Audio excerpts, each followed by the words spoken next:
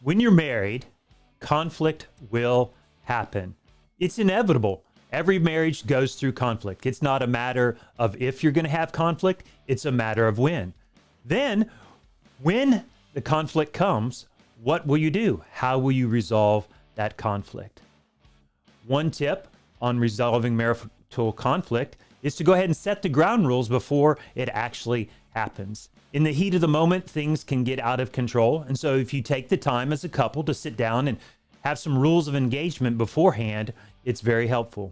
One practical tip of rules of engagement for marital conflict is the timeout principle.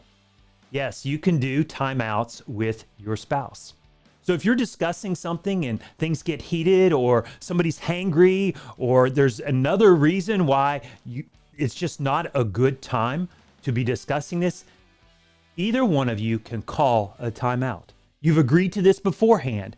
And so what happens is, if one spouse just says this is not the time to be discussing this, or it's not going well, or they're just getting upset for whatever reason, they can call a timeout.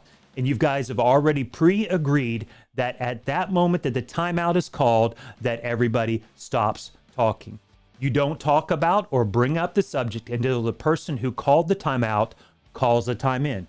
It may be 2 minutes, it may be 20 minutes, it may be 2 hours, it may be 2 days. But you guys have both agreed that whoever calls the timeout is the one who will call the time in, and whatever was the problem or the source of discussion won't be talked about until that time.